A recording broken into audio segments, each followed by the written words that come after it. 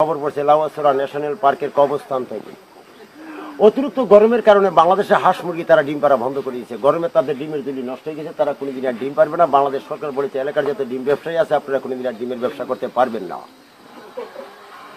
সরকার বলেছে এলাকার যত গরু ছাগল আছে তারা বড় বড় ডিম পাড়া আরম্ভ করবে। বিশেষ বিশেষ খবর এই বানুগাছ মাখন বাবুর দোকানের মধ্যে একটা সিঙ্গারা ব্রাস্টি আর সাইটা রিক্সা ড্রাইভার সাইটা সিঙ্গি ড্রাইভার মারা গেছে। যেগুলো মারা গেছে এগুলো হসপিটালে ভর্তি করছে, যেগুলো আহত এগুলো মাটি দিছে। লাউয়াছড়া ন্যাশনাল পার্কের ভিতরে একটা মহিলা হারানি গেছে। মহিলাটি উচ্চতা 170 ফুট, গায়ের রং সামলা, পরনে সিলের কামিজ, পরক কপালে 3টা কুড়ালের দাগ। মহিলাটির সন্ধান যে বলতে পারে সরকার ওনাকে 3030 টাকা পুরস্কার প্রতি মাসে মাসে ঢাকা এয়ারপোর্ট থেকে 25 পয়সা করে আনতে হবে।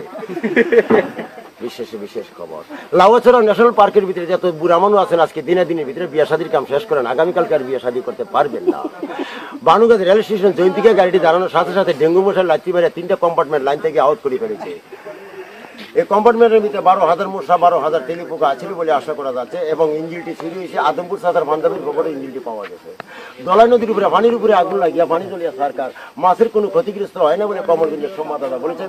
মাছ এগো শ্রীমঙ্গল থেকে লেফানিয়া কুলোরা 3তলা বিল্ডিং রূপে রেস্ট নিচ্ছেন।